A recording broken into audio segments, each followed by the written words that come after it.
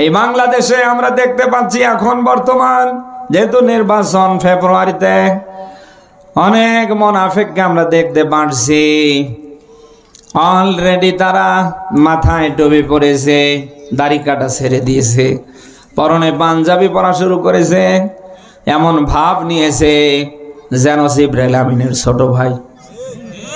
বলেন না কেন? অথচ 2-1 মাস আগে জুমার নামাজটায় ওরে মসজিদে পাওয়া যায়নি। বিশেষ করে নির্বাচনের মৌসুম আসলে মুনাফিকদের আবির্ভাব হয়। হঠাৎ মাথায় টুপি, মুখে দাড়ি, পোশাক আশাক দেখলে মানে জান্নাত থেকে পালিয়ে এসেছে। অথচ এই মুনাফিকরা আমাদের দেখে ফতোয়াবাজি করে আমরা নাকি ধর্ম ব্যবসায়ী। বলেন না কেন? মুনাফিকরা আসল ধর্ম ব্যবসায়ী, কারণ ভোটের সিজনে আসলে ওরা ধর্ম ব্যবহার করে। অথচ মুনাফিকরা আমাদের বলে আমরা নাকি ধর্ম ব্যবসায়ী। আমার বুঝ পড়ার পর থেকে এই মাথার টুপি, এই দাড়ি, এই পোশাক, আজরাইল যতদিন আসে নাই এটা চেঞ্জ হবে নাকি? কিন্তু মুনাফিকদের এটা ভোট শেষ হওয়ার আগ পর্যন্ত। ভোটের সিজন আসলেই মুনাফিকদের দেখতে পাওয়া যায় হঠাৎ মাথায় টুপি, মুখে দাড়ি, পোশাক আশাক, আর এমন এমন প্রতিশ্রুতি দেবে মনে হচ্ছে যে ও না জানি কি করে ফেলবে। কোন রকম ক্ষমতায় বসলি পরে ওনারে আর খুঁজে পাওয়া যায় না। উনি কোথায়? উনি এখন ঢাকায়। বলেন না কেন? আমরা কি এরকম মুনাফিক কোন মানুষকে সামনে জনপ্রতিনিধি হিসাবে দেখতে চাই যার কথার সাথে কাজের মিল নেই? আপনি সূরা বাকারার 8 নম্বর আয়াতে পাবেন আল্লাহ পাক বলেন মানুষের ভেতরে এমন কিছু মানুষ আছে যারা মুখে বলে আল্লাহ আমরা তোমার প্রতি ঈমান আনলাম, তোমার আখিরাত পরকাল বিশ্বাস করলাম। আল্লাহ বলেন ওমা হুম বিমুমিনিন, ওরা আদৌ মুমিন না। কে বলছেন? সব আলেমরা ব্যাখ্যা দিয়েছে যাদের মুখেরটার সাথে মনেরটার মিল নেই ওটা টাটকা মুনাফিক। না আপনাদের বোঝাতে পারিনি ভাই। আপনার মুখেরটার সাথে যদি মনেরটার মিল না হয় আপনি মুমিন না, আপনি মুনাফিক। এরকম মানুষ এই দেশে কম না বেশি? যার মুখেরটার সাথে মনেরটার কোনো মিল হ্যাঁ নেই। মুনাফিক চেনার জন্য সহজ কিছু টিপস আমি আপনাদের মাঝে শেয়ার করছি। ছোট্টবেলায় ব্যাঙের বাচ্চা আর মাগুরের বাচ্চা আপনি এক জায়গায় ছেড়ে দেবেন, বুঝতে পারবেন না কোনটা ব্যাঙের বাচ্চা আর কোনটা মাগুরের বাচ্চা। বলেন না কেন? ছোটবেলায় ব্যাঙের বাচ্চাও যেরকম মাগুরের বাচ্চাও ওরকম।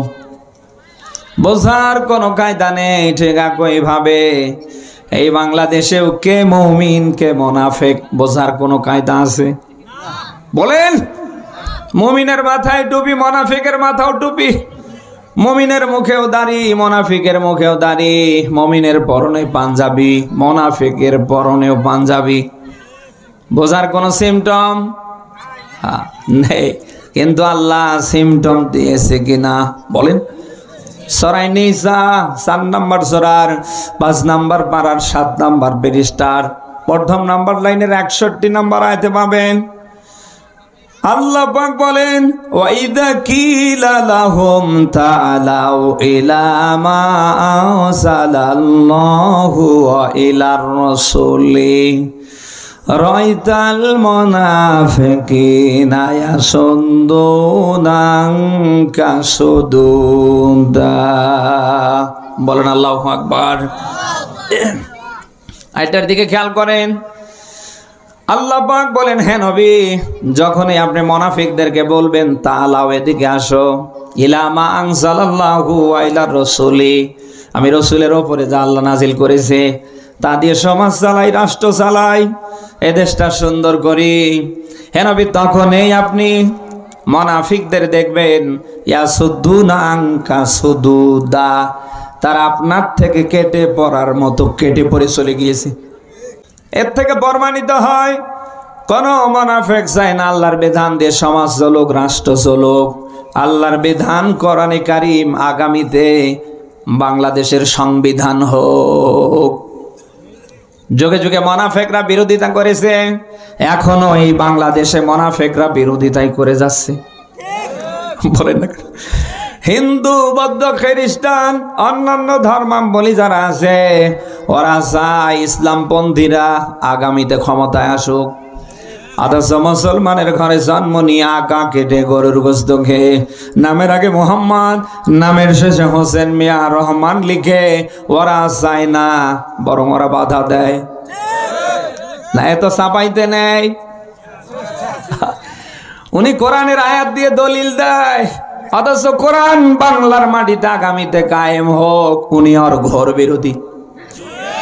উনি পারুক আর না পারুক রেফারেন্স দেয়, ফটর ফটর করে, যদিও পড়া শুদ্ধ না। বল না কেন? উনি কোরআনের আয়াত দিয়ে দলিল দেয়, রেফারেন্স দেয়, অথচ এই কোরআন আগামীতে বাংলায় কায়েম হোক হিন্দু, বৌদ্ধ, খ্রিস্টানরা চায়, উনি মুসলমানের ঘরে জন্ম নিয়ে চায় না। মুনাফিকরা ভালো করে জানে কোরআন দিয়ে যদি আগামীর সমাজ চলে, রাষ্ট্র চলে, তাহলে আমাদের চরিত্র দিনের মতো প্রকাশিত হয়ে যাবে। বলেন বলেন, আমাদের হাতের জায়গায় হাত থাকবে না, আমাদের গলার জায়গায় গলা থাকবে না। ইসলামপন্থীর আইন পাশ করবে, আমাদের ধরবে আর হাত কেটে দেবে, আর আমাদের ফাঁসি দিয়ে দুনিয়ার থেকে বিদায় করবে। বলেন না কেন? আপনি বুঝতে পারতেছেন না? ওরা এমনি বিরোধিতা করছে। কোরআনের রাজ যদি বাংলায় কায়েম হয়ে যায়, ওদের একুলও যাবে, ওদের ওকুলও যাবে, ওরা পড়বে আর মরে যাবে। মুনাফিকরা যতই ষড়যন্ত্র করুক, ওরা কি সফল হবে? আপনাদের কি বিশ্বাস হয়? কোন মুনাফিক যুগে যুগে সফল হয়নি। কিয়ামতের আগ পর্যন্ত কোন মুনাফিকের সফল হবার সুযোগ নেই। ওদের মরে মরে পদে পদে ব্যর্থ করে দেবে কে? সফল হবে একমাত্র মুমিন যারা, ইমানদার যারা, আল্লাহ এবং রসুলকে মানে যারা, তারা। সুবহানাল্লাহ বলতে পারেন না? আল্লাহ পাক বলেন ওয়াইঙ্গাসুং দানালাহুমুল গালিবুন।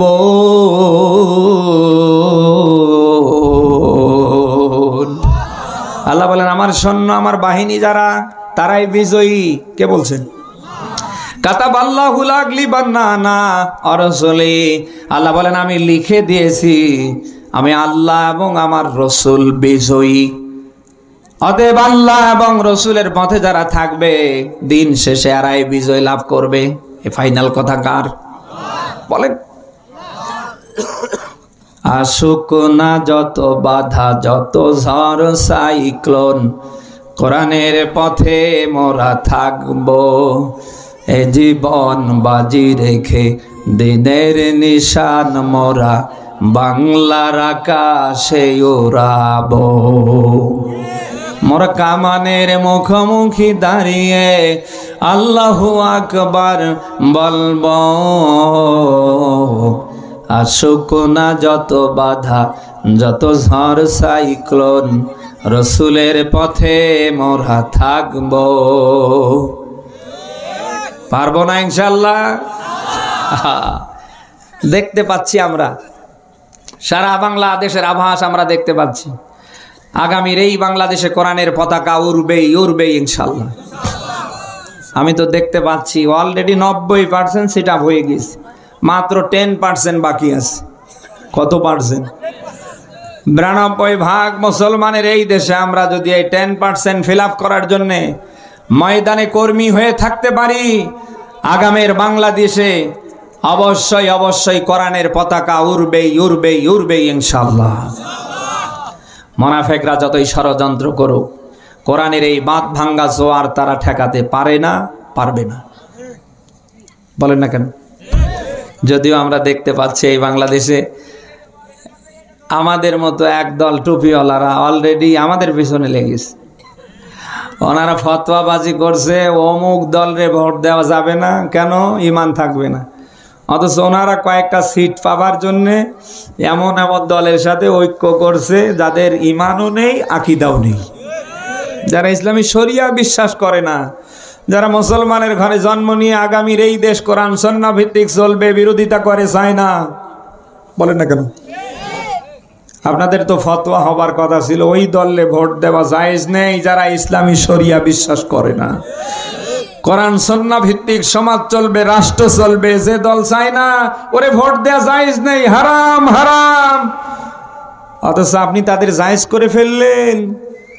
আর কোরআন সুন্নাহ ভিত্তিক শরিয়া যারা বিশ্বাস করে আগামীতে রাষ্ট্র সমাজ চালাতে চায়, মানুষের সেফটি নিরাপত্তা শতভাগ আল্লাহর কোরআন দিয়ে দিতে চায়, আপনি তাদের ফতোয়া দিলেন, ওদের ভোট দিলে ঈমান থাকবে না।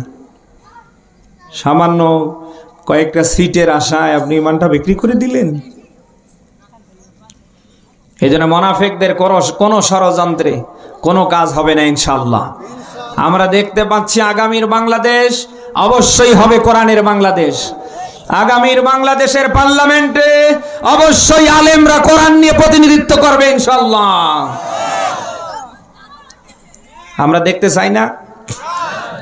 ভাই আমরা দেখতে চাই না?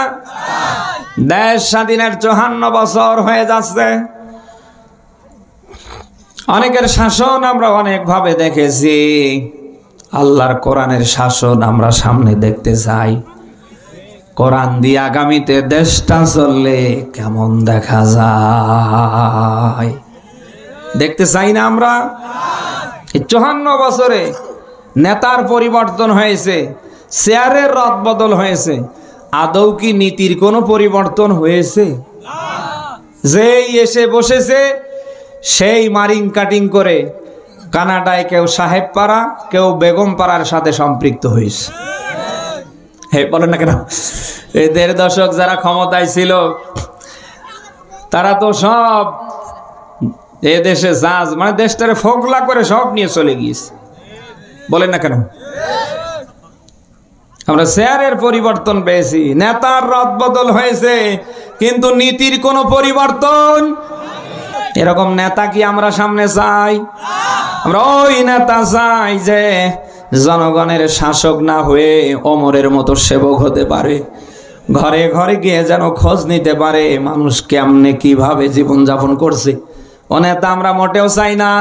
যে নেতা জনপ্রতিনিধি নির্বাচিত হবার সাথে সাথে ওনারে ফোন দিলেই কোথায়, কি ঢাকায়, এমন নেতা আমরা চাই।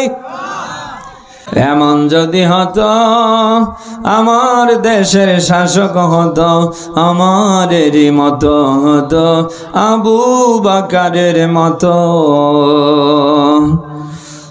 আমার দেশের মা বোনেরা লাঞ্ছিত হতো না,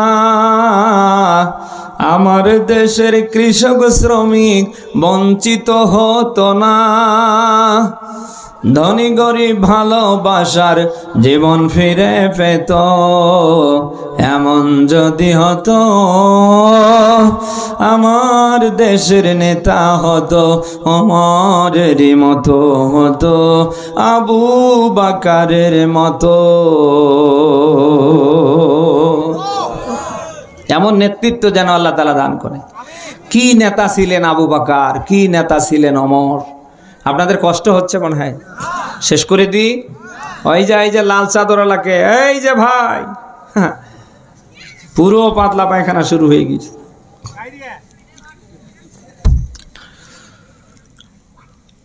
না, আমরা এরকম নেতৃত্ব চাই, আল্লাহ যেন ব্যবস্থা করে দেয়। আমি বলছিলাম কি নেতা ছিলেন আবু বকর, কি নেতা ছিলেন ওমর।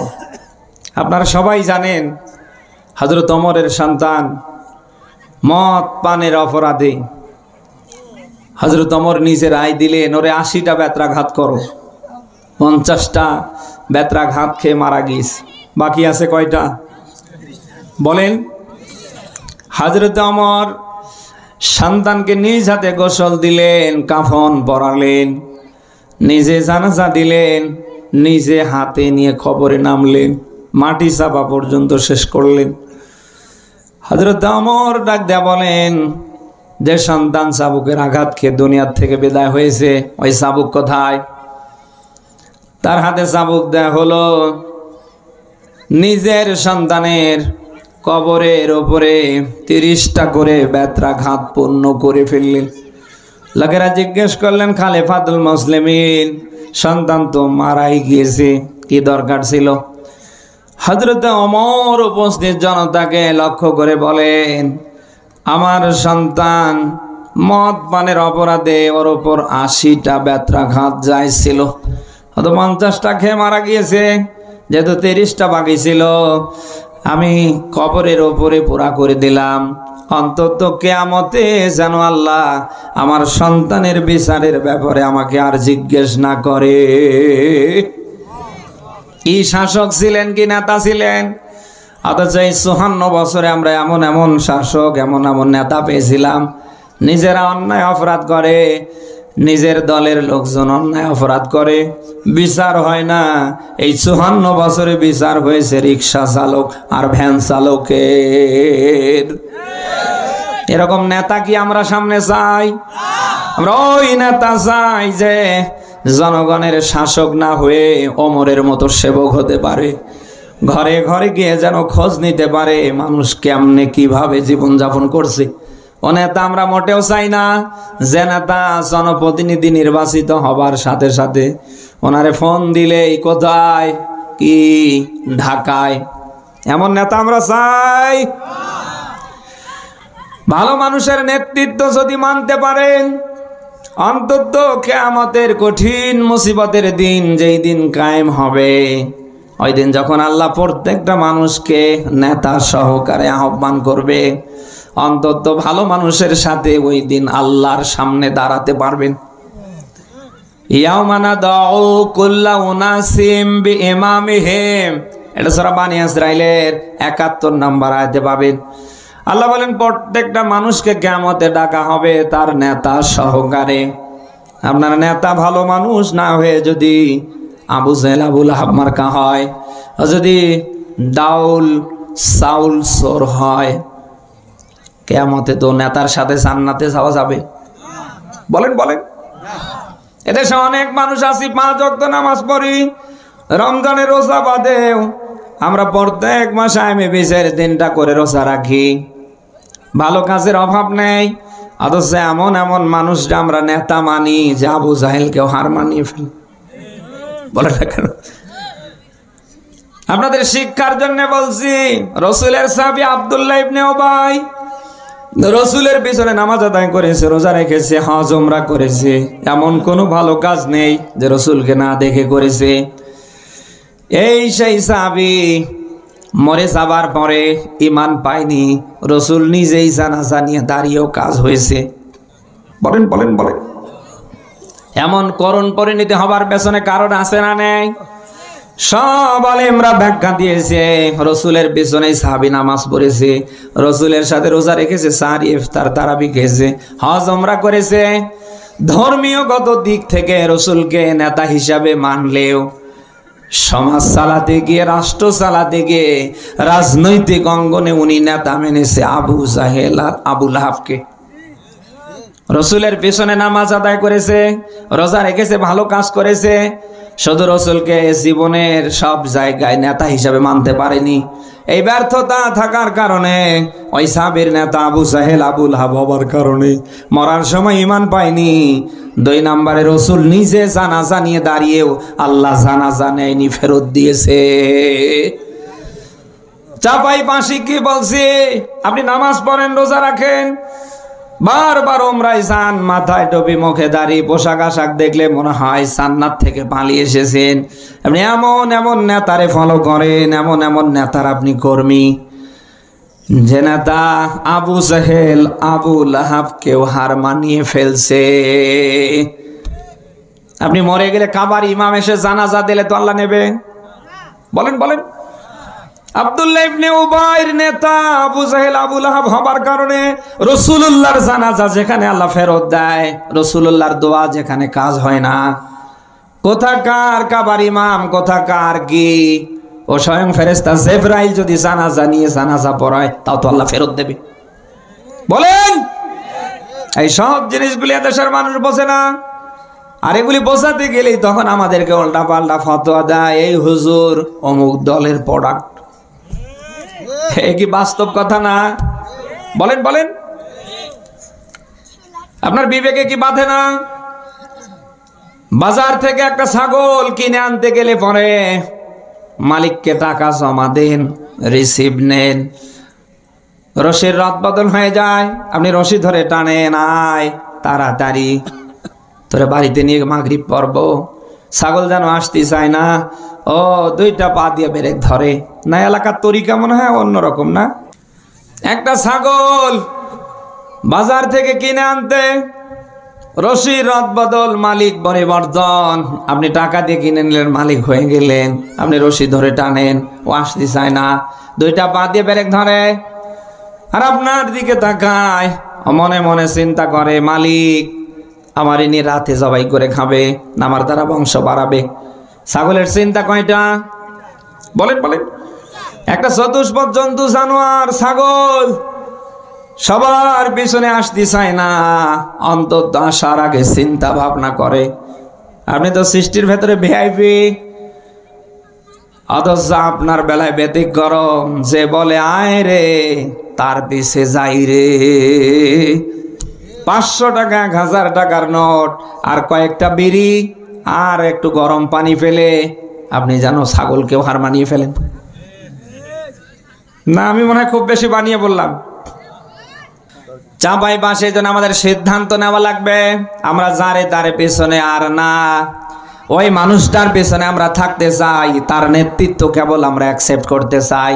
একদিকে যিনি মসজিদের ইমাম, আগামীতে তিনি হবেন রাষ্ট্রীয় ইমাম। তো ধানাই পানাই দেখার সময় আর নেই। ওই মানুষের নেতৃত্ব আমরা মানতে চাই, যিনি একদিকে মসজিদের ইমাম, আগামীতে তিনি হবেন রাষ্ট্রীয় ইমাম। এমন এমন মানুষের আপনি নেতৃত্ব মানেন যার চেহারা দেখলে আবু জাহেল ভাব। বলে না কেন? না, এমন নেতৃত্ব আমরা চাই না। তাই আমাদের সবচেয়ে বেশি মানুষ অনুতপ্ত হবে, ছোট হবে, ভেঙ্গে পড়বে। আল্লাহ, আমরা এই মুরব্বীদের, এই নেতাদের আনুগত্য করেছিলাম, ফাদাল্লুনা সাবিলা, ওরা আমাদেরকে পথভ্রষ্ট করেছিল। আজকে যত শাস্তি দেবা, যত আযাব দিবা, আমাদের যে দি ফাইন, ওই মুরব্বীরে, ওই নেতারে ডাবল দাও। কারণ এদের আনুগত্য করতে গিয়ে, এদের কথা মানতে গিয়ে তোমার বিধান দিয়ে সমাজ চলবে, রাষ্ট্র চলবে, আমরা বড় বাধা হয়ে, ঢাল হয়ে দাঁড়িয়েছিলাম। বলেন না কেন? আজকে আমাদেরকে যত শাস্তি দিবা দাও, অসুবিধা নেই, আমাদের যে ডাবল শাস্তি দাও, এই যে দি ফাইন ডাবল দাও ওই মুরব্বীরে, ওই নেতারে। আমার ভাইরা, ওই দিন আফসোসে কি কোনো কাজ হবে? আফসোস আপনাকে এখন এই মুহূর্তে করা লাগবে। কি করেছেন চিন্তা ভাবনা করে করেন। আপনার হিসাব আপনারই দেয়া লাগবে। আপনার হিসাব আমি দেব না, আমার হিসাব উনি দেবে না, ওনার হিসাব আমি দেব না। প্রত্যেকের হিসাব প্রত্যেককেই দেয়া লাগবে কিনা? বলেন বলেন। সূরা মারিয়াম 95 নম্বর আয়াতে পাবেন, আল্লাহ পাক বলেন, কুল্লুহুম আতিহি ইয়াউমাল কিয়ামাতি ফারদা। বলেন আল্লাহু আকবার। আলেম যারা আছেন তারা বুঝবেন, এই যে ফারদ আলালাই ফারদা, আল্লাহ বলেন প্রত্যেকটা মানুষকে কিয়ামতে উপস্থিত করা হবে, দাঁড় করানো হবে, পৃথক পৃথক ভাবে, আলাদা আলাদা করে। আপনি যা করেছেন আপনার হিসাব আপনার কাছ থেকে আল্লাহ নেবে। কারোর হিসাব ওই দিন কেউ দেবে? বলেন বলেন। নেতার হিসাব কর্মী দেবে না, কর্মীর হিসাব নেতা দেবে না, স্ত্রীর হিসাব স্বামী দেবে না, স্বামীর হিসাব স্ত্রী দেবে না, ছেলেমেয়ের হিসাব মা বাবা দেবে না, মা বাবার হিসাব ছেলে মেয়ে দেবে না। প্রত্যেককেই প্রত্যেকের হিসাব দেয়া লাগবে কিনা? বলেন বলেন বলেন। দুনিয়ার সব মানুষের দৃষ্টি থেকে আপনি নিজেকে ফেরালে ও আল্লাহর দৃষ্টিতে ফেরাতে পারেন। বলেন বলেন। তিনি দিনেও দেখে, রাতেও দেখে, কোথায় কোন জায়গায় আপনার আমার দ্বারা কি হচ্ছে, কেউ না দেখলেও একজন দেখে, তিনি। বলেন বলেন বলেন। ঘরের জানলা বন্ধ করে দিলেন, লাইট বন্ধ করলেন, ঘর অন্ধকার করে ফেললেন, কেউ নেই। আপনি এই মুহূর্তে যা করার সিদ্ধান্ত নিলেন, কে দেখে? সূরা আলাকের 14 নম্বর আয়াতে পাবেন আল্লাহ পাক বলেন, আলামু ইয়ালাম বিআন্নাল্লাহা ইয়ারা। বলেন আল্লাহু আকবার। আল্লাহ পাক বলেন, ও বান্দা, তোমরা কি জানো না আমি আল্লাহ দেখি? আমাদের দিনেরটা রাতেরটা প্রকাশ্যে গোপন সব দেখে। এই কে দেখে জানো? আদেব যেহেতু আল্লাহর সামনে দাঁড়ানোই লাগবে, সবাইকে যেহেতু আল্লাহর সামনে যাওয়াই লাগবে, দুনিয়া যেহেতু চিরদিন না, এটা যেহেতু থাকার জায়গা না, আজ আছি কাল নেই, নিঃশ্বাসের কোনো বিশ্বাস নেই। বলেন, কত মানুষ দেখতে পাই, ভালো মানুষ রাতের বেলা খেয়ে দিয়ে ঘুমিয়ে যায়, ওর সকালে আর উঠতে পারে না। কত ভালো মানুষ রাতের বেলা খেয়ে দিয়ে ঘুমিয়ে যায়, সকাল হয় না। প্রত্যেকটা এলাকায় ভরে যায় অমুক আর নেই, সবার মুখে মুখে আওয়াজ হয় ইন্না লিল্লাহি ওয়া ইন্না ইলাইহি রাজিউন। আপনি আমি এখন মনে করছি ভালো, আপনার আমার আজকের রাতটাও তো শেষ রাত ওই লোকটার মতো হতে পারে। বলেন না কেন? রাত পেয়েছি, এটা শেষ হয়ে সকাল পাবো, এরও কোনো গ্যারান্টি আছে? আপনি কিসের ধান্দা কি করছেন বলেন? যা করার কথা তা আপনি কি আদৌ করছেন? নেই। কি নিয়ে যেতে পারবেন বলেন তো? কি দেবে এই সমাজের মানুষ? কি নিয়ে যেতে পারবেন? কি দেবে? আপনার তো শেষ সম্বল ওই বাজারে সাদা কয়েক টাকার সাদা কাপড়। আপনার শেষ ঠিকানা হবে কবর। বলেন না কেন? এই মুহূর্তে যদি আমার মরণ হয়ে যায়, আপনারাই আমার এই দামি টুপি মাথায় রাখবেন না, এ কোটি রাখবেন না, এ পোশাকও রাখবেন না। কেউ ঠান্ডা পানি গরম করবেন, কেউ দৌড়াবেন সাদা কাপড় কিনতে। মুহূর্তের ভেতরে গোসল শেষ, সাদা কাপড় পরিয়ে খাটলিতে শুয়ে রাখবেন। আরে ভাই, শুধু আমার কথা বলছি না, আমার জায়গায় তো আপনি ওই রকম। আপনি আইসে না কা, যাবে না কা, আসার বেলায় যেমন কিচ্ছু আনতে পারেননি, যাবার বেলায়ও যাবেন আপনি কিচ্ছু নিয়ে যেতে পারবেন না। বলেন না কেন? আইসেন যেমন, যাবেনও তেমন। কিসের মাস্তানি করেন? কিসের ক্ষমতা দেখান? কার পিছনে ছুটছেন? কার নেতৃত্ব মানছেন? একটু চিন্তা ভাবনা করে পা ফেলার দরকার আছে না নেই? 10 জন সাহাবী দুনিয়ায় জিন্দা থাকতে জান্নাতের সার্টিফিকেট পেয়েছিল। দুনিয়ায় যারা জিন্দা থাকতে জান্নাতের সার্টিফিকেট পায়, তাদের ভয় আছে। এরপরে আল্লাহর আদালতে দাঁড়িয়ে যে জবাব দেয়া লাগবে, হিসাব বলে কিছু আছে। ওই সাহাবারা রাতের বেলা ঘুমাতে গিয়ে ঘুমাতে পারেনি। কেউ সারা রাত দাঁড়িয়ে নামাজে কাটিয়েছে, কেউ সারা রাত কোরআন খুলে খুলে চিৎকার দিয়ে দিয়ে পড়েছে। নবীজি প্রায় ঘর থেকে রাতের বেলা শব্দ ভেসে বের হতেন। আবু বকরের বাড়িতে নবীজি লক্ষ্য করলেই দেখতে পেতেন গভীর রাত আবু বকর নামাজে দাঁড়িয়ে আছে। নবীজি ওমরের বাড়িতে যেতেন, গিয়ে দেখে ওমর কোরআন খুলে খুলে শরীরে যত শক্তি আছে তা দিয়ে যেন পড়ছে। মসজিদে নববীতে ফজরের নামাজের পরে নবীজি আবু বকর ওমরকে দুই দিকে দাঁড় করালেন। নবীজি ডাক দেয়া বললেন, আবু বকর, ওমর, জানতে চাই রাতের বেলা কি তোমাদের চোখে ঘুম আসে না? আবু বকর ওমরের যেন একই কথা, হে রাসূল, যখন এই বিছানায় পিঠ দিতে যাই, বালিশে মাথা দিতে যাই, তখন এই মনে পড়ে যায় আল্লাহ যদি কারোর হিসাব নেয়, অন্তত আবু বকর আমি ওমর ওই দিন হিসাব দিয়ে বাঁচতে পারবো না। কত বড় পাওয়ারফুল সাহাবী! দুনিয়ায় থাকতে জান্নাত কনফার্ম, এরপরেও রাতে ঘুমাতে পারে না, কারণ জীবনের সব হিসাব দেয়া লাগবে কার কাছে? আনা আমরিহি ফিমা আফনা। আল্লাহ বলবে, বান্দা জীবনকালটা কেমনে কাটিয়েছো, আর আপনি কনে কার কি? কত বড় পাওয়ারফুল সাহাবী ছিলেন হযরত ওসমান। কবর দেখলেই তিনি দাঁড়িয়ে যেতেন, ছোট বাচ্চার মতো কাঁদতে কাঁদতে চোখগুলি লাল করে ফেলতেন। দাড়ি বেয়ে বেয়ে গোটা বুকটা জামা সব যেন ভিজে ফেলতেন। লোকেরা প্রায় বলতো, খলিফাতুল মুসলিমিন হযরত ওসমান, জাহান্নামের কথা শুনলে এত আপনারে কাঁদতে দেখি না, কিন্তু কবর দেখলে আপনি এরকম করেন কেন? হযরত ওসমান প্রায় বলতেন, আমার সঙ্গী সাথীরা, আমি রাসূলের কাছ থেকে শুনেছি আখিরাতের প্রথম ঘাঁটি হচ্ছে কবর। নাম কি? আরো জোরে বলুন। যার কবর ভালো হবে পুরো হাসরের জিন্দেগিটা তার জন্য ভালো হবে। কত বড় পাওয়ারফুল সাহাবী, কবর দেখলেই থমকে দাঁড়াতেন, কেঁদে ফেলতেন। ও চিন্তা চেতনা আমাদের আছে। এখানে কত মানুষ আমরা বসে আছি, অনেকে আছি আমরা ঠিক মতো এশারের নামাজটা পড়িনি, বলেন না কেন? অনেকে আছে আমরা জুমা পর্যন্ত পড়ি না। অনেক এরকম মানুষ আছে নামাজের কথা বললে আরো রাগ দেখায়। নামাজ না পড়লে হবে কি? ইমান পাকা আছে না? এত চাপাইতে নেই। এখানে কে আছেন হাত তোলেন তো। যে লোকগুলি বলে আমরা নামাজ না পড়লে ইমান পাকা আছে, ওর ইমান আছে?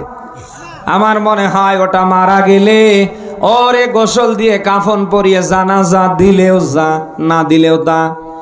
এই মসজিদের ইমাম খতিব যারা আছেন, এই এলাকায় আলেম যারা আছেন, আমার মনে হয় চিরুনি যৌথ অভিযান চালিয়ে এদেরকে হয় পানিতে ভাসিয়ে দেয়া, নতুবা কাঠ খড়ি জোগাড় করে আগুন দিয়ে পুড়িয়ে ফেলা। নেই এরকম মানুষ? ও ভয় আছে আমাদের? নেই। ভয় যদি সত্যিকার অর্থে আমাদের জীবনে থাকতো, তাহলে আমরা নামাজ পড়ে, আমরা রোজাদার হয়ে, ওমরাকারী হয়ে, মুখে দাড়ি নিয়ে, মাথায় টুপি নিয়ে, পরনে জুব্বা বানিয়ে ভোট দেবার বেলায় কোনো বেনামাজি মানুষের মার্কায় আমরা অন্তত সিল মারতে পারতাম না, বলে না কেন? এই কোন নামাজি মানুষ কি বেনামাজিকে ভোট দিতে পারে? পারতাম না। ও ভয় তো আমাদের নেই। এদেশেও কত মানুষ আছে মাথায় টুপি, মুখে দাড়ি, পোশাক আশাক দেখলে জান্নাত থেকে পালিয়ে এসেছে, অথচ উনি ভোট দেবার সময় পুরো পরিবার নিয়ে ভোট দেয় কারে? যারা ইসলামের বিরুদ্ধে। না এলাকায় নেই? এরকম অনেক মানুষ আছে যাদের ভেতরে ভয় নেই। ভয় না থাকার কারণে উনি নামাজও পড়ে, সুদও খায়। না এত চাপাইতে মনে হয় সুদ নেই? হ্যাঁ, কি মানুষ! উনি সামনের কাতার ছাড়া নামাজ পড়ে না, অথচ উনি সুদখোরের জম। এই বাংলাদেশে অধিকাংশ মসজিদগুলির প্রথম কাতারে আপনি দেখবেন হাতে গোনা দুই একটা বাদ যাবে, এছাড়া ম্যাক্সিমাম গুলো হারামখোর। বলেন না কেন? মসজিদগুলোর সভাপতি, এখন ওই সেক্রেটারি, দায়িত্বে যাদের রাখা হয়, অধিকাংশগুলোরে টাকা দেখে রাখা হয়। বলেন না কেন? যার বাবার 10 টাকা ছিল না, উনি রাতারাতি কলার গাছ, মানে এক আঙ্গুল ফুলে কলা গাছ হয়েছে। আচ্ছা, কোন হারাম খোরের এবাদত আল্লাহ নেবে? এবাদত কবুল হবার যত মাধ্যম, যত শর্ত, যত রাস্তা আমরা পেয়েছি, অন্যতম মাধ্যম হচ্ছে হালাল উপার্জন, হালাল খাবার। আপনার আয়ের উৎস যদি হালাল না হয়ে হারাম হয়, আপনি যেটা খাচ্ছেন এটা যদি হালাল না হয়ে হারাম হয়, আপনার ইবাদত আল্লাহ নেবে? এদেশে অনেক মানুষ আছে 40 বছর ধরে 5 ওয়াক্ত নামাজের পাশাপাশি এশরাক, আওয়াবিন, তাহাজ্জুদ সহ পড়ছে, অথচ এখন পর্যন্ত হারাম উপার্জন ছাড়তে পারে নাই। নেই এরকম মানুষ? প্রায় আমি বলি হারামের কোনো আরাম নেই। যারাই হারাম ভাবে, অন্যায় ভাবে সম্পদের পাহাড় তৈরি করেছে, আপনি মিলান, ওদের আরাম আছে? সারা রাত সবাই ঘুমিয়ে যায়, ওই লোকটা ঘুমাতে পারে না। সাধারণ মানুষ লোহা খেয়ে হজম করতে পারে, উনি শুধু দেখে, খেতে পারে না, খেলেই মারা যাবে। বলেন না কেন? এরকম মানুষের দেশে কম না বেশি? প্রায় বলি হারামের কোনো আরাম নেই। জীবন যদি চলে যায়, যেতে পারে, অসুবিধা নেই, মরে যাব, এরপরেও হারাম ভক্ষণ করব না। কারা পারি দেখি? লিল্লাহে তাকবীর। আল্লাহ যেন কবুল করে, বলেন আমিন।